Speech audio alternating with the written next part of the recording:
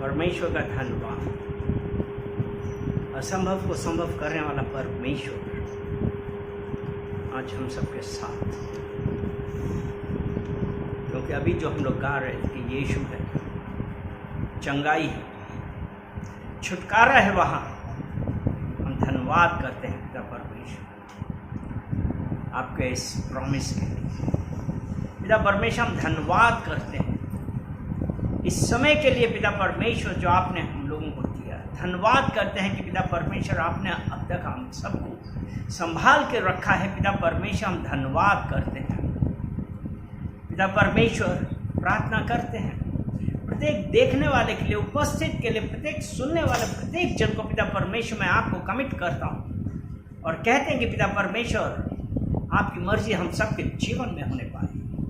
धन्यवाद करते हैं पिता परमेश्वर, पश्चाताप करते हैं क्योंकि पिता परमेश्वर बहुत सारी बातें सोचने में, हमारे कार्य करने से, देखने से पिता परमेश्वर, हर उस चीज़ से पिता परमेश्वर जो आपके आगे सार नहीं है पिता परमेश्वर, उसे आप ठेस पहुँचती। पिता परमेश्वर हम उस सब के लिए पश्चाताप करते हैं। पिता परमेश्वर माफ करें।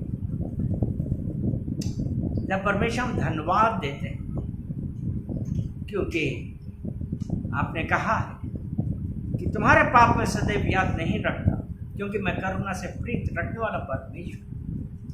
पिता परमेश्वर आपका वचन कहता है कि यदि हम अपने पापों को मान लें तो पिता परमेश्वर आप हमें हमारे सब पापों से, हमारे सब अधर्मों से क्षमा करने में विश्वास योग्य, धर्मी और विश्वास योग्य है।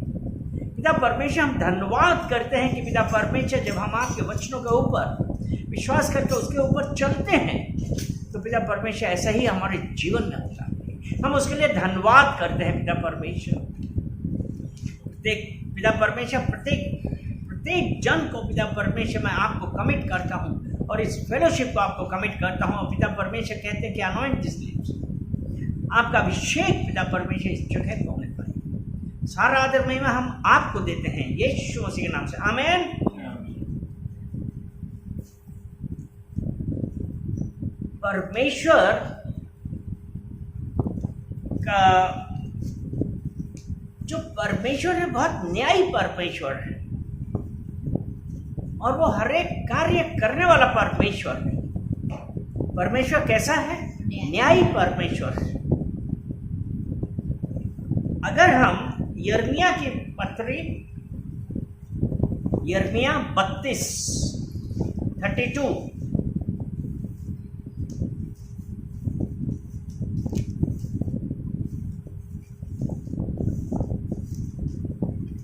और उसका हम 17 से लेकर 19 तक पढ़ेंगे।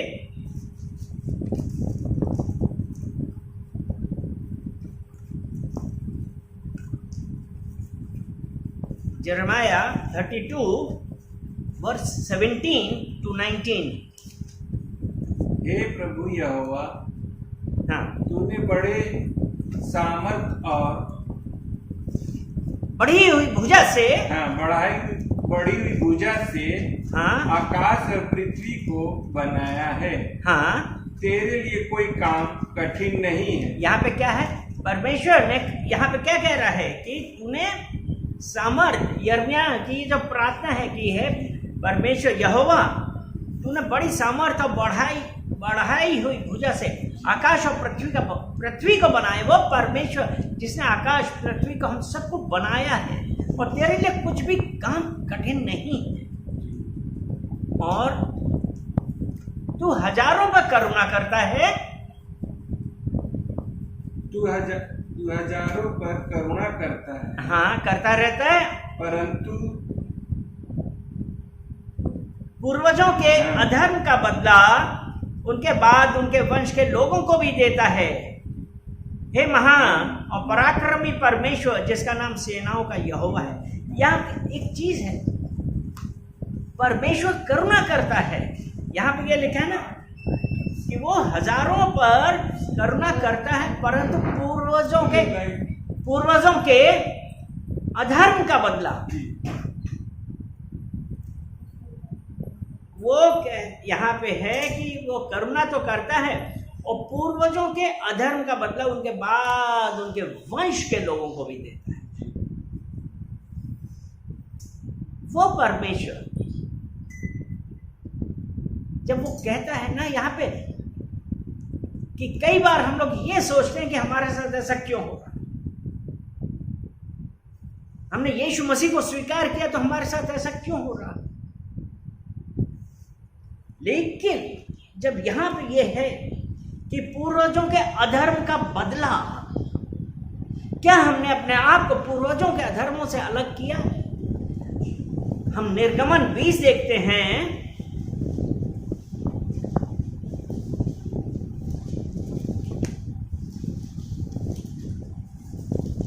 और उसका 5 का बी पार्ट देखेंगे। निर्गमन दूसरी किताब है, उत्पत्ति के बाद निर्गमन। और जो मुझसे बैर रखते हैं, जो मुझसे बैर रखते हैं, हाँ, उनके बेटों पोतों अपर पोतों को भी पितरों का दंड दिया करता।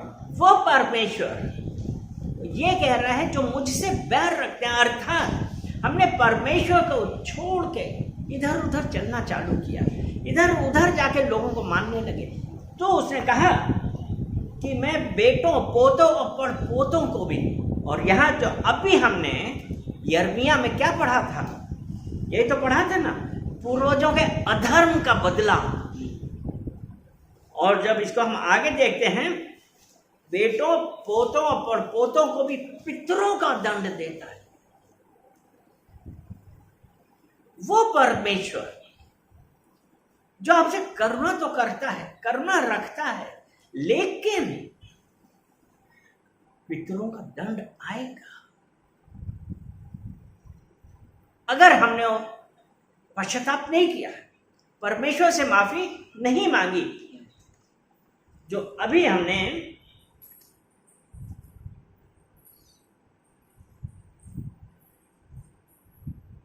यिर्मयाह नहीं, पहला यूहन्ना की पहली पत्री, पहला अध्याय और 9 वचन। यदि हम अपने पापों को मान लें तो वह हमारे पापों को क्षमा करने और हमें सब अधर्म से शुद्ध करने में विश्वास योग्य और धर्मी। यहाँ पे क्या है? यदि हम अपने पापों को मान लें, क्या आपने पाप किया?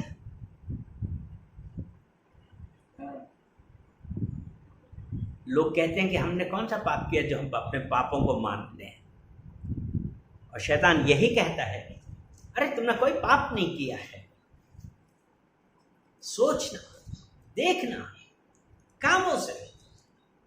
वो ये कहता है यदि हम अपने पापों को मान लें तो वो हमारे पापों को क्षमा करने और हमें सब अधर्म, हर अधर्म से शुद्ध करने में विश्वास योग्य और धर्मी है। मीका 7 उसका 18 हम पढ़ेंगे, मीका 7 और उसका 18 वचन।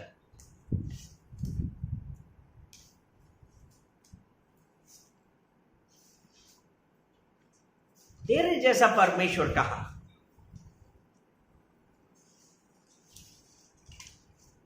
जो हमारे सब अधर्मों को क्षमा कर। मीका 7 और उसका 18 वचन।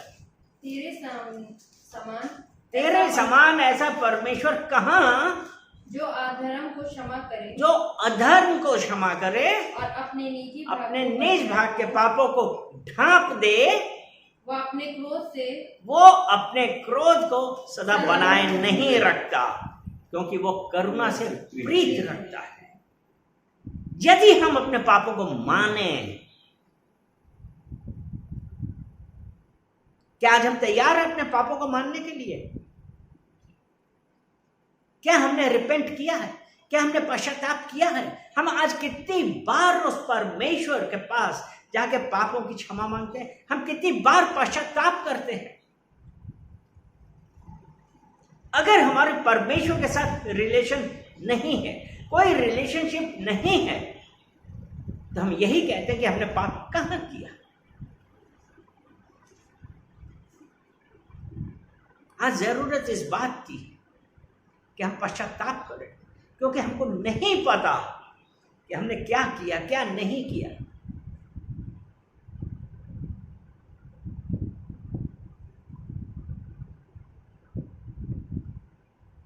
रोमियो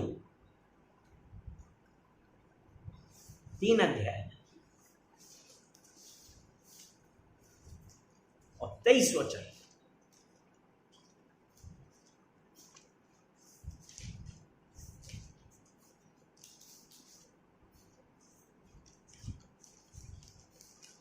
इसलिए कि सबने पाप किया है और सबने पाप किया है और परमेश्वर की महिमा से रहित हैं।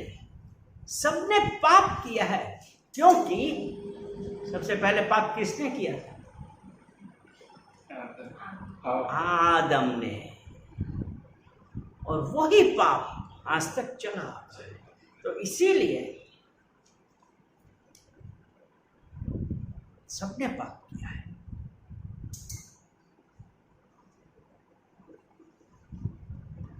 अब यहां पे ये है सबने पाप किया है, यानी कि क्या हुआ? इसका मतलब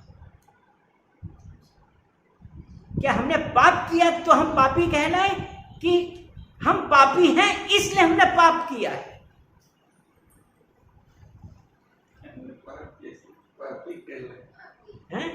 हमने पाप किया इसलिए पापी कहलाए।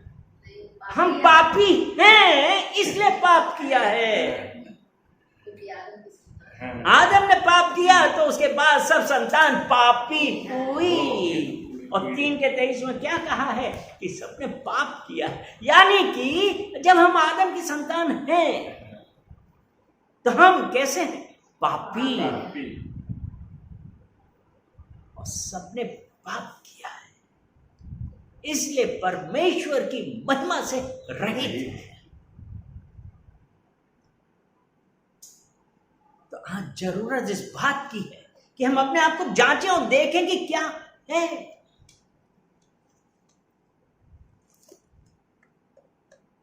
तो जब परमेश्वर की महिमा से रहित है तो हमको क्या किया है? परमेश्वर का वचन बतलाता है कि Jesus came on this earth to give us life. यीशु इस दुनिया में आया किस लिए? हमको जीवन देने के लिए। और कैसा जीवन? बहुतायात का जीवन। बहुतायात का जीवन देने के लिए आया है। यीशु मसीह हमको बहुतायात का जीवन देने के लिए आया। हम पापी थे, लेकिन जितनों ने यीशु को स्वीकार किया उसके पुत्र और पुत्री बन गए। और उस पाप के लिए ओ हालेलुया,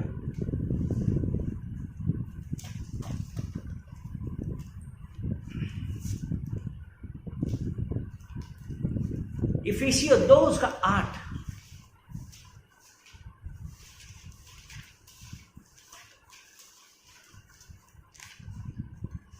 क्योंकि विश्वास के द्वारा अनुग्रह से ही तुम्हारा उद्धार हुआ है। उद्धार हुआ है। कैसे उद्धार हुआ है? विश्वास। और विश्वास किस पे? विश्वास सुनने से आता है। और क्या सुनने से? परमेश्वर के वचन सुनने से। इसलिए आज जब हमने यीशु मसीह को स्वीकार किया है, यूहन्ना 1:12,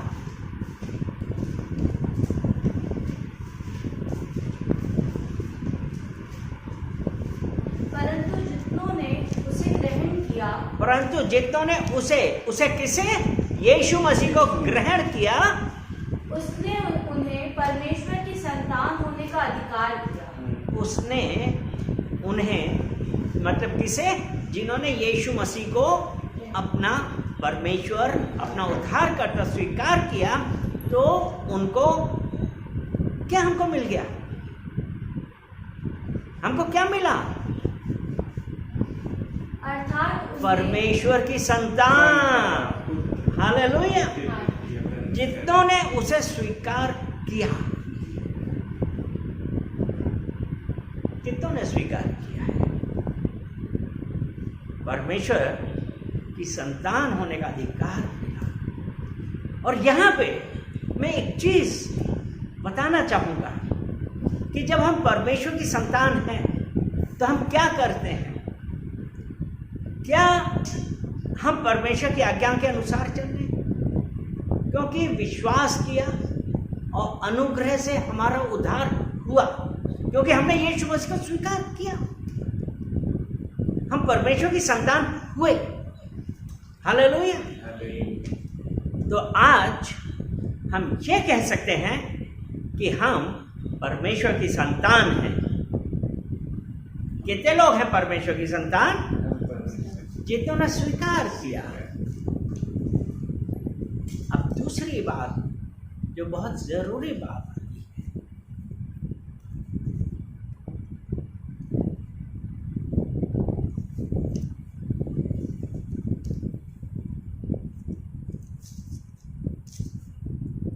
और जो दूसरी बात है कि हमने तो यीशु मसीह को स्वीकार कर लिया, ठीक है। जब हम परमेश्वर की संतान हैं तो क्या हमारी सहभागिता हो रही है परमेश्वर के साथ? कुरिन्थियों की पहली पत्री 6 अध्याय उसका 17 वचन।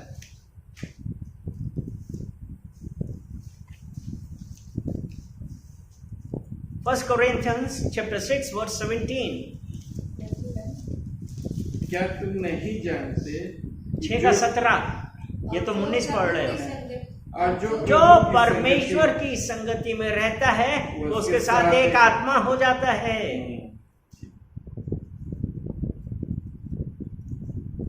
क्या हम संगति में रहते हैं? क्योंकि अभी हमने देखा कि हम परमेश्वर की संतान हुए। जितनों ने उसे स्वीकार किया उनको परमेश्वर ने हमको परमेश्वर की संतान होने का अधिकार दिया। अब परमेश्वर की संतान हो गए तो क्या ये जो वचन लिखा है, जो परमेश्वर की संगति में रहते हैं,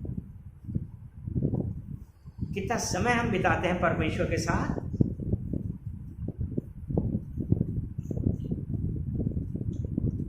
कितनी देर प्रार्थना करते हैं? कितनी देर हम स्तुति करते हैं? कितनी देर हम वचन पढ़ते हैं? कितनी देर हम परमेश्वर के विश्वासियों के साथ संगति करते हैं?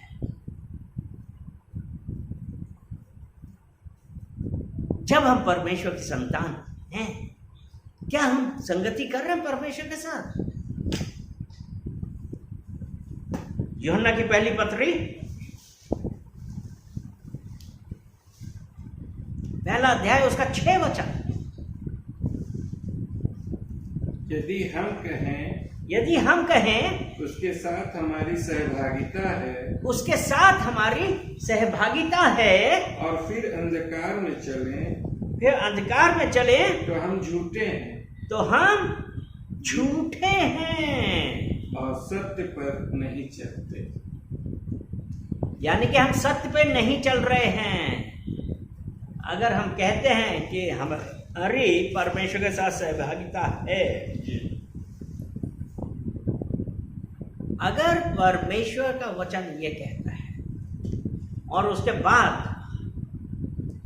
जब हम परमेश्वर, जो भी हमने पहला कुरिन्थियों 6 के 17 में पढ़ा, जो परमेश्वर के साथ संगति रखता है उसके साथ एक आत्मा हो जाता है। यहाँ संगति, सहभागिता, हम परमेश्वर के साथ कितना समय बिता रहे हैं? नहीं, हम तो इतवार को चर्च जाते हैं। अरे सिर्फ इतवार को चर्च जा रहे हैं तो क्या आपको आज क्या हुआ? चर्च जाना सहभागिता नहीं है। चर्च जाना अच्छी बात है, चर्च जाना चाहिए, कलीसिया जाना चाहिए, लेकिन वहां पे क्या परमेश्वर का दास जो बता रहा है, क्या आपको समझ में आ रहा है? कि नहीं तो हम जैसे गए थे वैसे आ गए, क्योंकि नहीं आज संडे है, मुझे चर्च जाना है, मुझे कलीसिया जाना है। लेकिन ऐसे एक कलीसिया जाने का फायदा क्या हुआ जब हमें कोई सहभागिता नहीं है? और फिर हम कहते हैं कि हमारी उसके साथ सहभागिता है, फिर अंधकार में चले, तो हम झूठ हैं।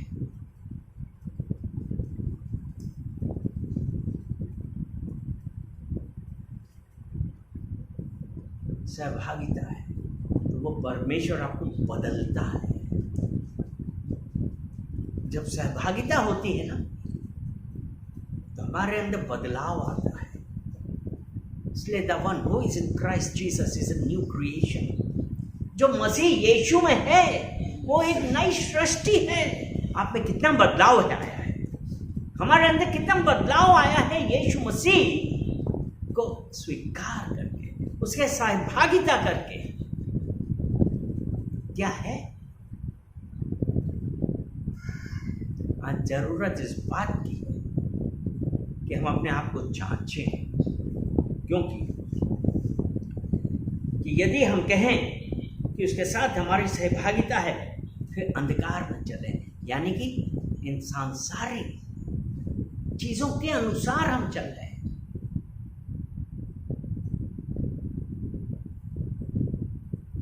हर वो चीज जो परमेश्वर को पसंद है, लेकिन हम उसकी तरफ भाग रहे हैं।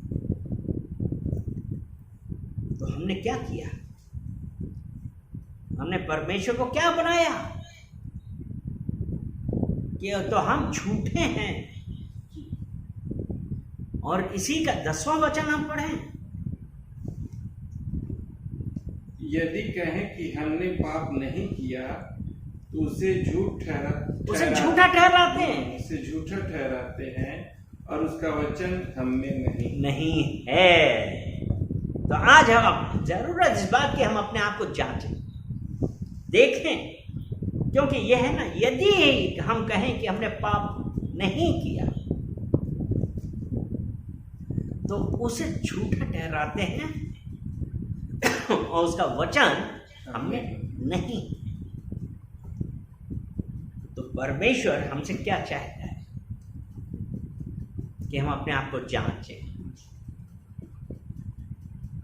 और परमेश्वर के आज्ञा अनुसार चलें, परमेश्वर के वचनों पे हम चलें। क्योंकि परमेश्वर का वचन क्या कहता है कि जब हम परमेश्वर के साथ हमारी सहभागिता है, उसके वचनों पर हम चल रहे हैं। और इसलिए जो मसीह यीशु में है वो एक नई सृष्टि है। और जब हम नई सृष्टि हैं तो हमारा काम क्या है? कुलीसियों की पत्री उसका 3 अध्याय उसका 2 वचन, Colossians chapter 3 verse 2। और हमने तीमुथियुस को पृथ्वी पर की नहीं परंतु स्वर्गीय वस्तुओं पर ध्यान लगाओ।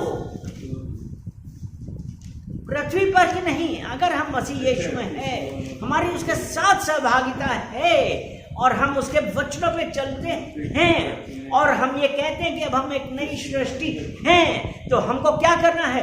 पृथ्वी पर की नहीं परंतु स्वर्गीय वस्तुओं की ओर ध्यान लगाना है।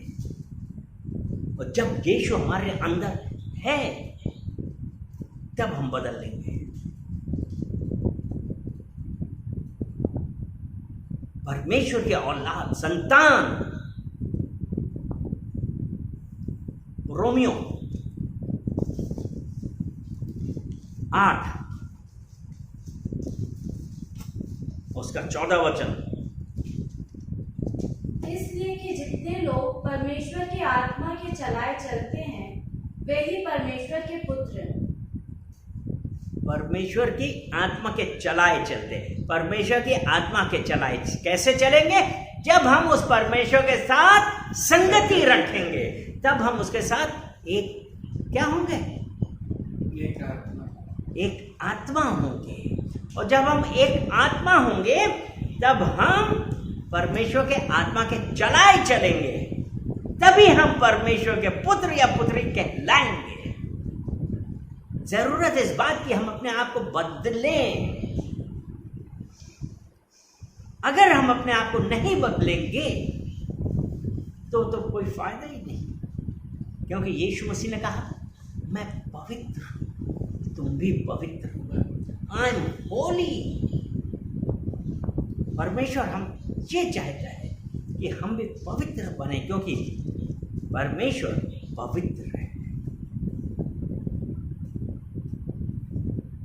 प्रार्थना करें और कहें कि परमेश्वर हमारी आंखों को व्यर्थ की वस्तुओं की ओर से फेर दे।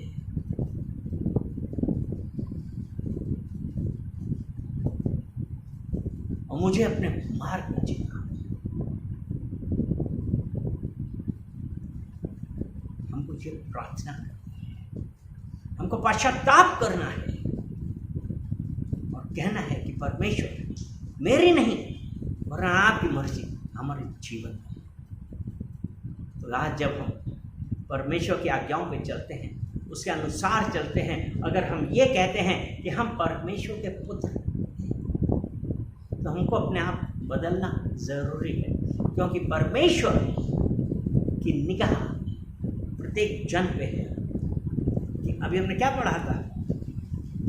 यिर्मयाह में क्या पढ़ा था? यही तो पढ़ा था ना, यिर्मयाह 32 और उसका 19 वचन है। तू बड़ी युक्ति करने वाला और सामर्थ्य के काम करने वाला है। तेरी दृष्टि मनुष्यों के सारे चाल चलन पर लगी रहती है और तू हरेक को उसके चाल चलन और कर्म का फल डालता है। परमेश्वर की दृष्टि हमारे सारे चाल चलन पे है, और जिन्होंने परमेश्वर को अपना उद्धारकर्ता माना, जरूरी है अपने आप को बदलिए।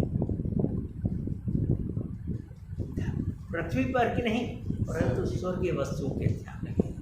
कैसी भी प्रॉब्लम हो, ऊपर की परमेश्वर की ओर देखिए और बोलिए कि परमेश्वर आपने कहा है सारा बोझा यहोवा द परमेश्वर है, इसलिए मैं आज अपना सारा बोझा, सारी चिंताएं आपको देता हूँ और कहते हैं कि परमेश्वर आप अपनी बढ़ाई हुई भुजा से मुझे संभालिए। आप सामर्थ्य परमेश्वर है, आपके लिए कुछ भी, कोई भी काम कठिन नहीं। पिता परमेश्वर, मैं फंस गया, मुझे ये प्रॉब्लम, मुझे ये है, परमेश्वर आप मार्ग दिखाइए। आज हम परमेश्वर को कार्य करने देंगे। हम अगर कहते हैं कि परमेश्वर आपकी मर्जी, अपने आप को दीन करिए, परमेश्वर आपके जीवन में कार्य करेगा, रास्ता निकालेगा। आप अपनी चिंताओं को कहिए, जाके समुद्र में गिर, संदेह ना करें, विश्वास रखें, ऐसा ही होगा, क्योंकि उसने कहा है मैंने तुझे अपने दाहिने हाथ से संभाले रखा है, मत डर, मैंने तुम्हारा नाम लिखाया है। और वो परमेश्वर जिसने आज आपको, मुझे, हमारा नाम लेके बुलाया है, वो हमारी चिंता करने वाला है। धन्यवाद करते हैं, धन्यवाद करते हैं पिता परमेश्वर इन वचनों के लिए। पिता परमेश्वर जो आपने अपने वचनों के द्वारा हम लोगों से बातें करी, पिता परमेश्वर प्रार्थना करते हैं कि पिता परमेश्वर प्रत्येक जन को छूइए। पिता परमेश्वर प्रार्थना करते हैं कि पिता परमेश्वर उनके अंदर पश्चाताप की भावना आना चाहिए और वो पश्चाताप करें कि पिता परमेश्वर हम गलती करते हैं, हमको माफ करें। If you confess from your mouth, अगर हम अपने पापों का अंगीकार करें तो वो हमें क्षमा करना और सब हम अधर्म क्षमा करना विश्वास को धर्म। पिता परमेश्वर हम धन्यवाद देते हैं इस वचनों के लिए, प्रत्येक सुनने वाले के लिए, प्रत्येक देखने वाले के लिए, प्रत्येक उपस्थित जन के लिए। पिता परमेश्वर पश्चाताप करते हैं, पिता परमेश्वर उनके ऊपर करुणा करेंगे, प्रत्येक जन को पिता परमेश्वर रास्ता दीजिए, चंगाई दिए, छुटकारा दीजिए। धन्यवाद करते हैं सारा आदर महिमा हम आपको देते हैं यीशु मसीह के नाम से। आमीन, आमीन, आमीन। हालेलुया।